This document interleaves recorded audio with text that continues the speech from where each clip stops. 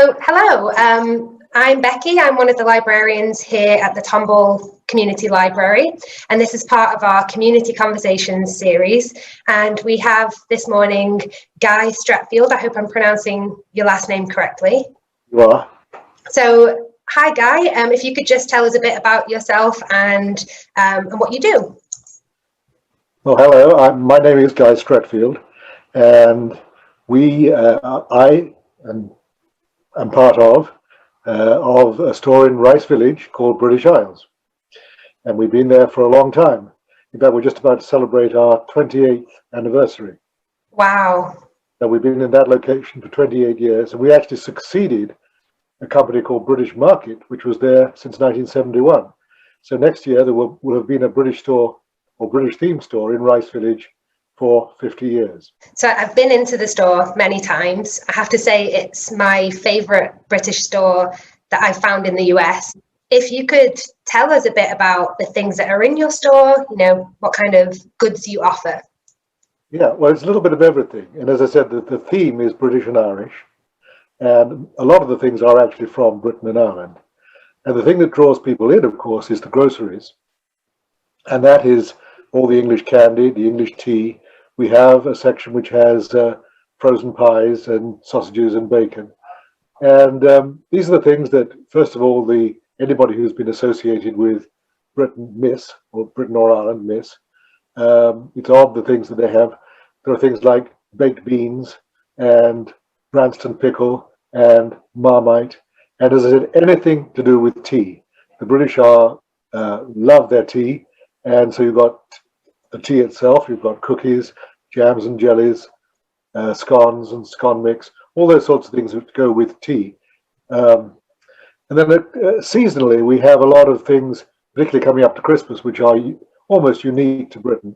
And you'll find things like mince pies, Christmas pudding, and some of the candies are presented in a way that our people who grew up in England remember.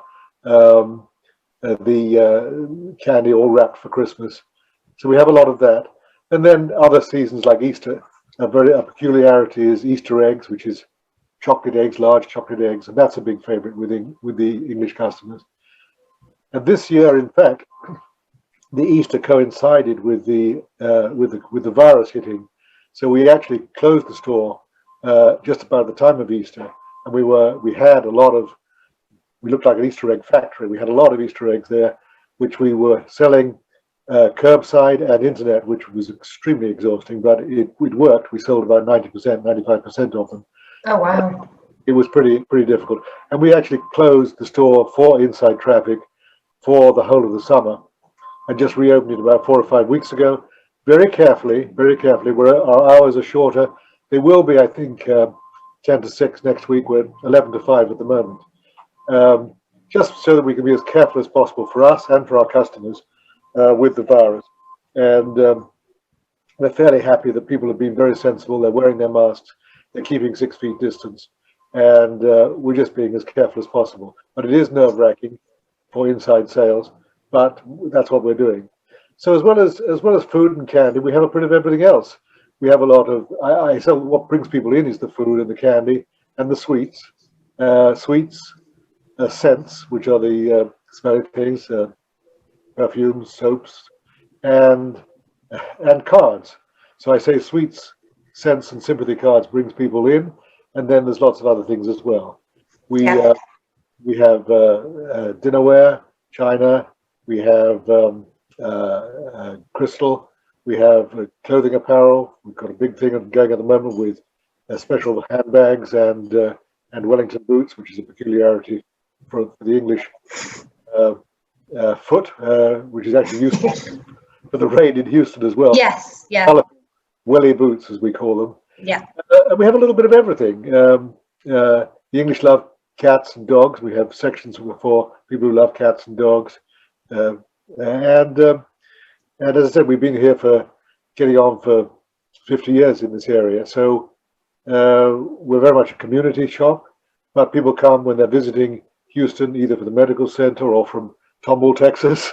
They come down and make a bit, and we'll go to the restaurants in Rice Village, and come and visit us as well. So having been here a long time, we are a point of for the community and for visitors.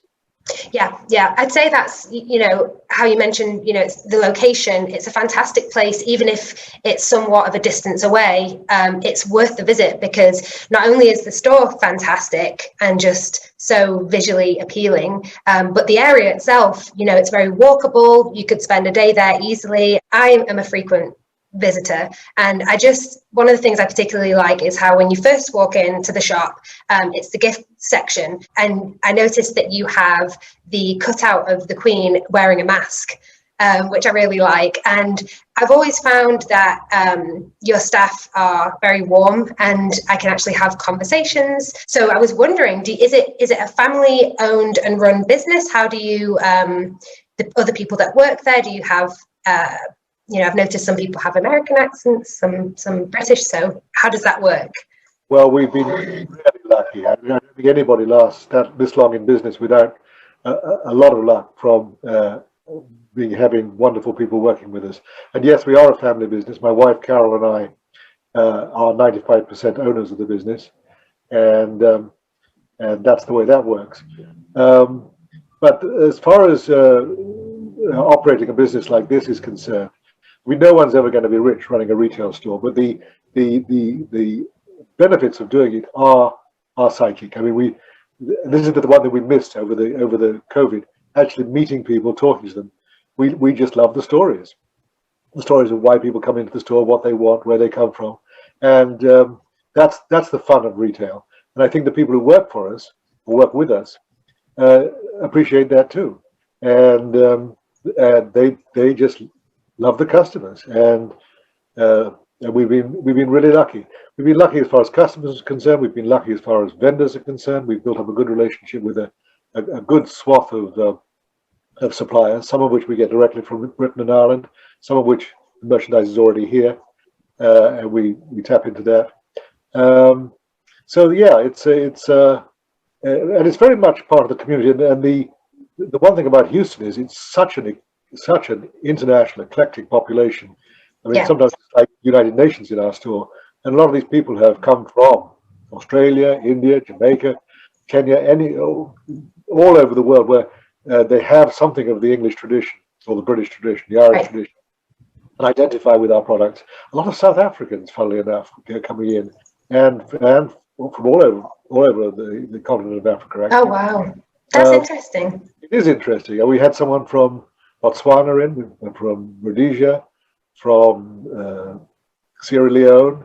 Wow. Yeah, so but that reflects Houston, and it's really nice. It's really fun. Yeah. And how long have you been in Houston, if you don't mind me asking, or in the United States? I've been for 28 years. In fact, this is actually my second shot at Houston. I did come in the 70s first, and then when I left, people don't realize it, but there was a great downturn in the economy in 1985, worse than we've seen since. And I'm afraid, like a rat, left the sinking ship, but came back in 93 to do this. Wow, that's incredible. So you've been here a lot longer than me. I've only been in Houston two years, just over. Well, everybody brings a new perspective to it, but that's the fun of Houston. Can you just tell us a little? I noticed you're wearing the poppy. Would you mind just speaking on that just a bit? Yes, we're in Remembrance Day week. It actually yesterday was Remembrance Day, Armistice Day, the 11th hour of the 11th day of the 11th month. I think it's 1919, the end of the First World War, where the armistice was signed for the termination of the First World War, the war that was supposed to have ended all wars. But in England, and in Britain, and obviously all over the Commonwealth, we wear the poppy in remembrance of those that have died during all the wars. And it's a charity which goes to the British Legion, which does an immense amount of good supportive work for the soldiers and the armed forces. And have been particularly, it was something that was obviously big during the end of the First World War, Second World War, but at the end of the two Iraqi war and the Afghanistani war, there are a lot of British soldiers who have benefited enormously from this charity, in terms of what they've been able to do as part of getting back into the world health-wise and socially wise. So the charity has been enormously successful and is very, very popular. And you'll see, if you watch any British show, Parliament or whatever, everybody you will see wearing them. And the ceremony at the Cenotaph I think it was actually last Sunday they did it, with the Queen and all the people of the royal family and people in government, both opposition and government, are there at that ceremony. It's very moving, and you'll have people, the old soldiers, parading, etc. So it's really things that brings anybody involved with Britain and the British culture together, Britain and the Commonwealth. And in Houston, we've always supplied copies for the charity, and we've always sent off the money from the charity, which we raised for the charity, to the charity in England. Thank you so much for explaining that to our viewers. I think that's that's a very important thing. I don't have my copy on, but yeah. So I think that we've mainly covered all of the services and goods and everything that's important about the British Isles. Is there anything else that you would like to add, or any new items? I know you did touch on the holiday Christmas items, like the Christmas puddings and the mince pies, which are my favourite. But is there anything else that you'd like to add before we wrap up? The other thing that we have at Christmas time, apart from all these other things, is Christmas crackers. Now, Christmas crackers. Yeah.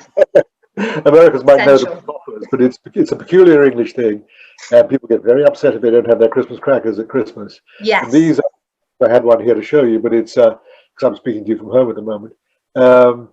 It's a cracker, fancy paper wrapped around things, and within the cracker there's always a popper which snaps when you pull it. There's a little gift, little party favor, a paper hat. Oh, the hat.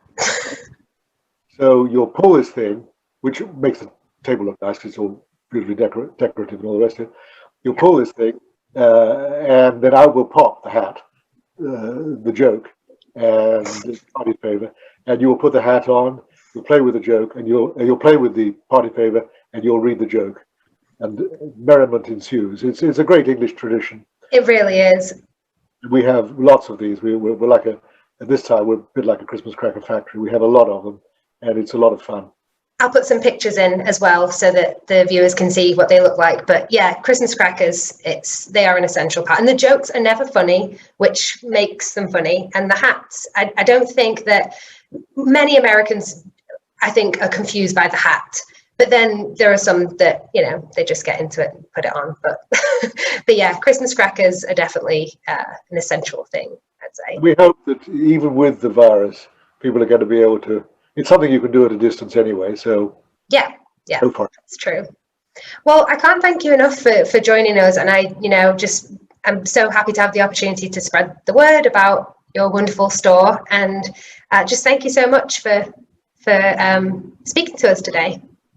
Well, thank you, and good luck to everybody in Tomball, Texas. Thank you so much. Take care. Okay, bye-bye, Becky. Bye. Bye.